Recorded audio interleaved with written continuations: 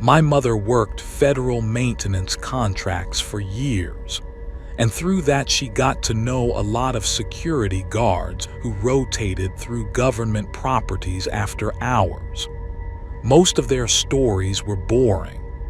Empty offices, false alarms, drunk trespassers. But there was one guy she used to mention occasionally named Walter, who apparently quit without warning after working at some records facility in DC. I actually met him once at a barbecue years ago.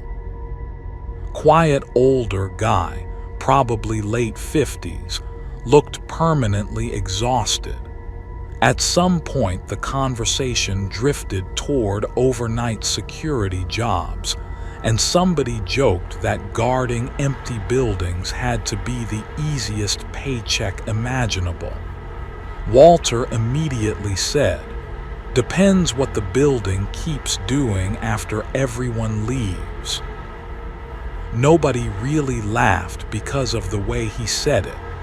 Later that night, my mom told me he used to work security at a federal archive building that technically no longer handled active records. The place stored old government paperwork waiting for digitization or disposal. Mostly Cold War material, administrative files, intelligence records nobody wanted to sort through anymore. According to her, the building itself was ancient. Narrow hallways, reinforced basement levels, outdated elevators that barely worked. Most floors had already been abandoned because modern archive systems moved elsewhere years earlier. Only a skeleton security crew still monitored the property overnight. Walter worked graveyard shift alone most nights. The first weird thing he noticed was the typing. Every night around 2 a.m., typewriters started operating somewhere above him. Not keyboards, actual typewriters. He apparently ignored it at first because old archive buildings make noise constantly. Pipes rattle, vents hum, elevators shift. But after several nights, the sounds became too specific to dismiss. Fast typing, pauses, paper carriage returns, then more typing, always from the 6th floor. The problem was the 6th floor had been sealed for over a decade. According to Walter, nobody even had access cards assigned to that level anymore because part of the structure failed inspection years earlier. The elevator wouldn't stop there, and the stairwell entrance remained chained shut. But every night, right on schedule, someone sounded like they were working upstairs. Eventually, Walter reported it to his supervisor, expecting maintenance to check for squatters or faulty equipment. Instead, the supervisor told him to ignore the noise completely. No investigation. No concern. Just ignore it. That response bothered him enough that he started paying closer attention during shifts. The typing always followed patterns too. Some nights it lasted a few minutes. Other nights it continued for hours non-stop. Occasionally, multiple typewriters operated simultaneously, like an entire office staff was working late somewhere above the building. Then the files started appearing. The first folder showed up on Walter's desk near the lobby security station during an overnight shift. Plain manila archive file with no return label and no tracking barcode. Inside was a typed report describing a bridge collapse in Ohio. Specific date, specific time, estimated casualties. Walter assumed it was some old training scenario or archive disaster assessment until he checked the date. The collapse was scheduled 3 days in the future. He brought the file home thinking somebody on-site was pulling a prank. 3 days later, the bridge actually collapsed almost exactly as described. Same location, same casualty estimate within 2 people, same timestamp. After that, Walter stopped laughing about the building. Over the next few weeks, more folders appeared: train derailments, factory explosions, wildfires, plane crashes. Every report typed in the same format on old paper using typewriter text. Dry bureaucratic language like internal government memos. Most disturbing of all, the disasters hadn't happened yet. Walter started checking dates obsessively after every new file appeared. The predictions kept coming true, not vague coincidences either. Exact locations and timelines. My mom said he became visibly paranoid during that period, barely sleeping, constantly distracted. He started carrying copies of the reports, trying to warn people anonymously online. But nobody took him seriously because he couldn't explain where the information came from without sounding insane. At some point, he finally decided to investigate the 6th floor himself.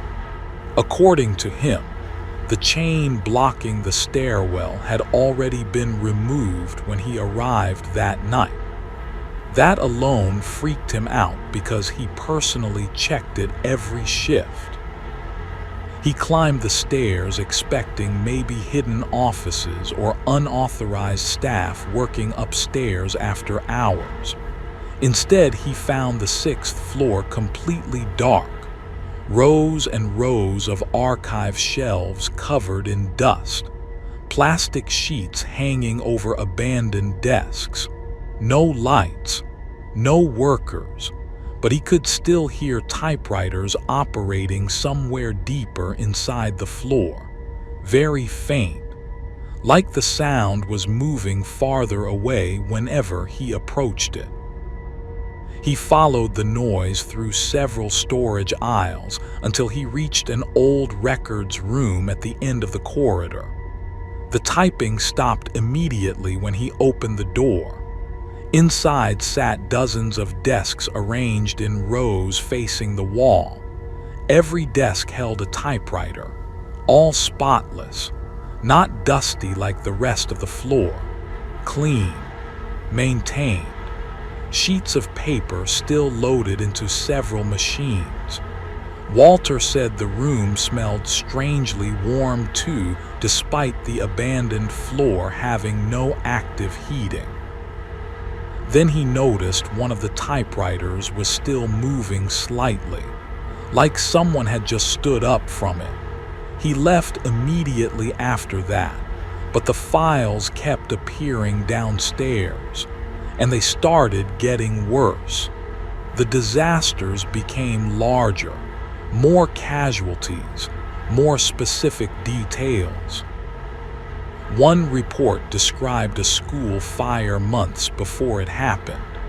Another predicted severe flooding in a town nobody expected to flood because weather forecasts looked normal at the time. Walter became convinced someone inside the government was documenting future events somehow. The part that really broke him came later. One night, a folder appeared containing his own name, not as a victim, as a reporting officer. The document described an explosion inside the archive building itself scheduled for later that year. Massive structural collapse, fire spreading through multiple underground levels. The report listed Walter among responding personnel killed on-site. He apparently tried quitting immediately after reading it. His supervisor refused to process the resignation that night, and told him to wait until the current archive cycle finished. That wording scared him enough that he walked out anyway, but curiosity kept dragging him back mentally. He became obsessed with the idea that somebody upstairs was still producing the reports in real time.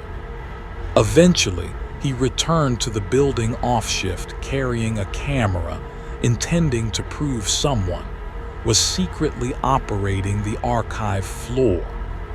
This part came directly from Walter himself, according to my mom. He waited inside the lobby until after 2 a.m. Right on schedule, the typing started again upstairs. Only this time there were voices too, not loud conversations, more like office chatter heard from another room. People coughing, shuffling papers, phones ringing faintly. An active office floor inside an abandoned section of the building.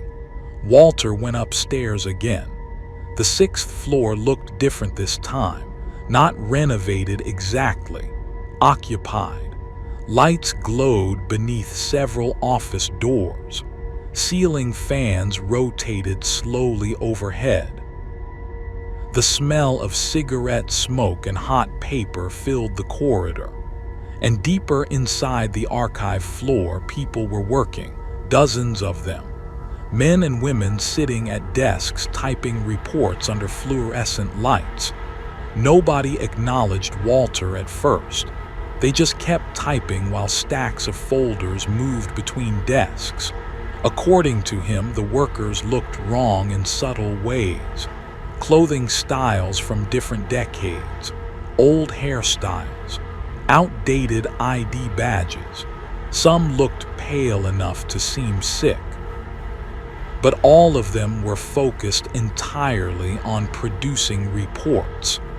Then one woman looked up briefly from her typewriter and asked him, "Which event are you here for?" Walter apparently panicked and asked what the reports actually were. The woman answered, "Records." He asked, "Records of what?" She just stared at him for a second before saying, "Things that already happened." That response completely messed him up because from his perspective, the disasters hadn't happened yet. Walter backed toward the exit immediately after that. He said nobody tried stopping him, but several workers watched him leave with expressions that looked almost sympathetic. Before he reached the stairwell, another employee handed him a folder quietly and told him, "This one arrives early." Inside was a disaster report dated 2 weeks ahead. The event described a residential apartment fire in Walter's hometown, including his address. He never went back to the archive building after that.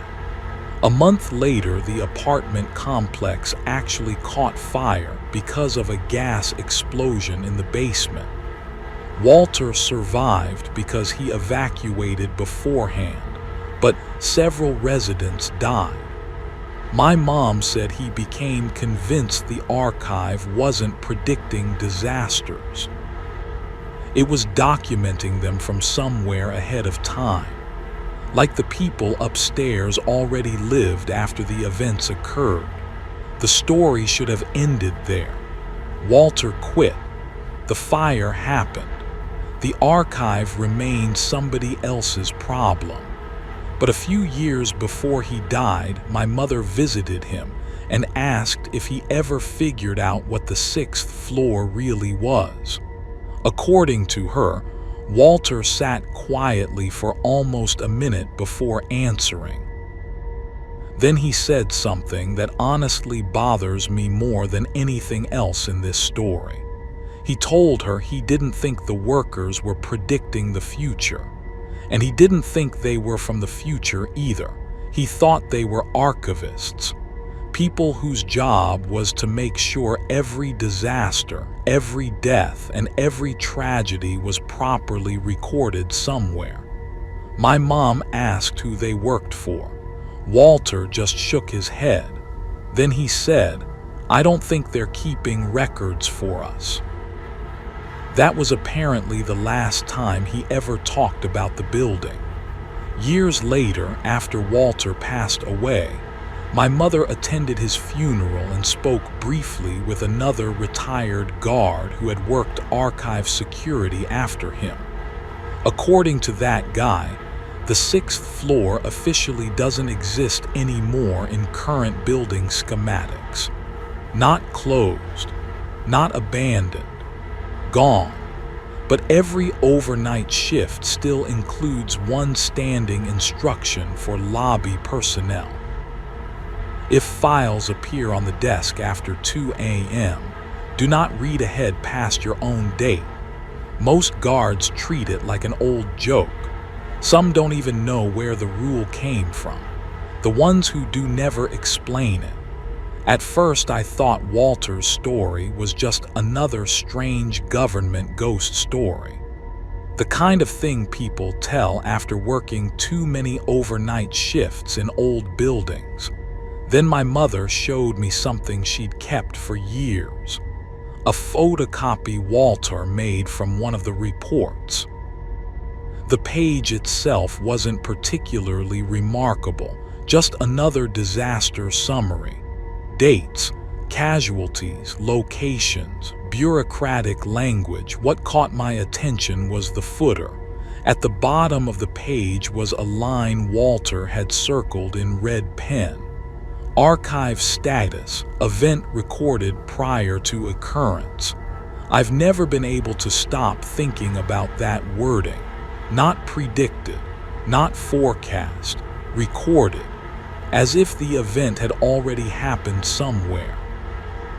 And the thing that still bothers me most is wondering how many of those folders are sitting in filing cabinets right now, waiting for their dates to arrive, waiting to become history.